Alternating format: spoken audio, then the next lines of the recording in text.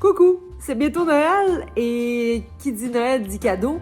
Alors j'ai pour vous un petit cadeau qui va vous servir dès janvier, mais pour le reste de votre vie en tant enseignant, pour soutenir vos élèves lors des entretiens d'écriture. Prête?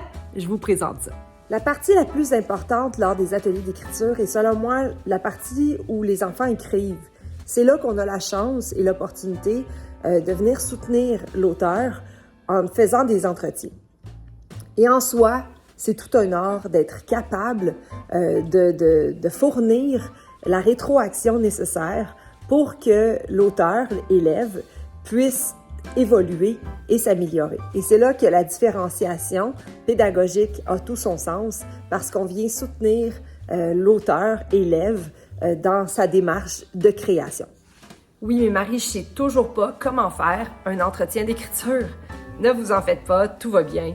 En fait, un entretien se fait lors de la période d'écriture autonome dans les différentes étapes d'une mini-leçon, d'un atelier en tant que tel dans une journée.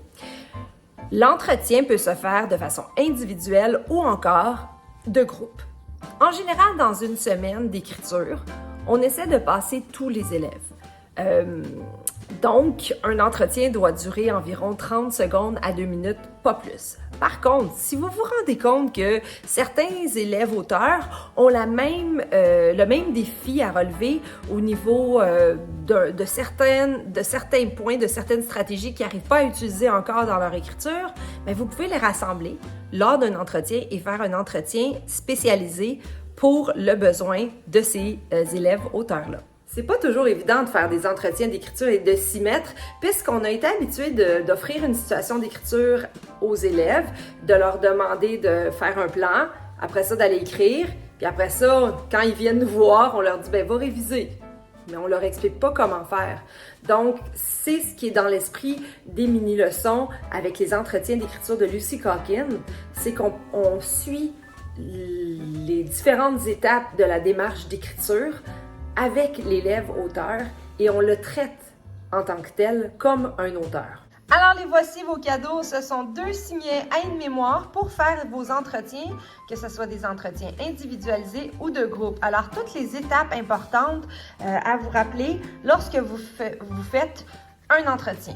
Alors, première chose que vous devez faire quand vous faites un entretien, c'est de rechercher en posant des questions ouvertes à l'élève, en connectant avec celui-ci pour essayer de chercher de quoi vous allez parler lors de l'entretien. Donc, c'est connecter avec l'élève, de résumer, donc demander à l'élève de résumer ses habiletés, de lui demander de montrer dans son travail ce qu'il a fait en lien avec ce qu'il est en train de vous parler.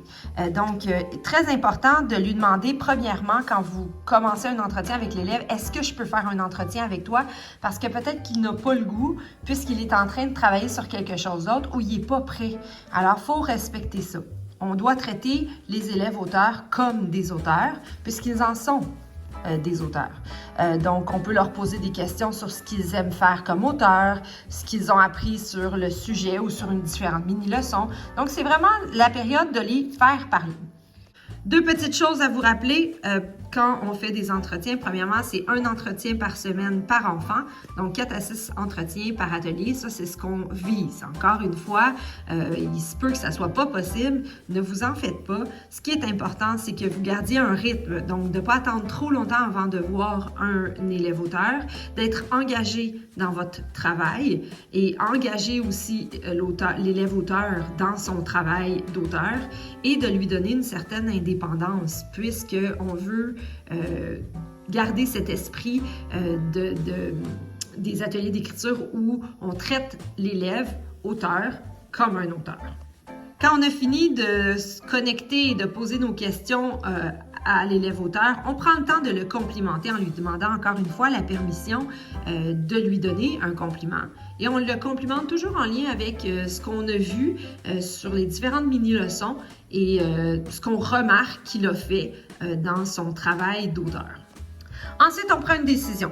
Donc, selon ce que je vois de ce que l'auteur me montre, de ce qu'il me partage ou de ce que je sais sur son travail d'auteur, je prends une décision sur ce que je veux lui enseigner lors de mon entretien avec lui. Donc, c'est très rapide, là. C'est quand même assez... Quand ma décision est prise, c'est l'heure d'enseigner, de modéliser. Donc, je demande encore une fois la permission à l'élève de lui donner un conseil sur quelque chose que je remarque qui pourrait l'aider à faire évoluer son texte. Donc, je vais lui donner des exemples, donner plusieurs choix, puis laisser quelque chose de tangible.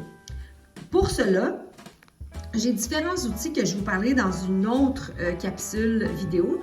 Mais premièrement, ce que je laisse de tangible, c'est ceci. Donc, dans leur cahier d'auteur qui est séparé selon les modules d'écriture, des ateliers d'écriture, bien entendu, à la fin, je laisse toujours une place pour moi pour permettre de faire des entretiens. Alors, c'est tout aussi simple que ça. On met la date et je mets les notes, donc la chose que je laisse de tangible pour que l'élève auteur puisse retourner dans son cahier et dire « Ah oui, j'avais vu ça avec Madame Marie, je vais essayer je me rappelais plus de quoi on avait parlé, je vais essayer de faire ce qu'elle m'a proposé dans mon texte. » Donc, ça permet de garder des traces aussi en tant qu'enseignant, de voir qu'est-ce qui a été fait et de permettre justement à l'élève de retravailler certaines parties de leur texte à partir des traces qu'on lui laisse.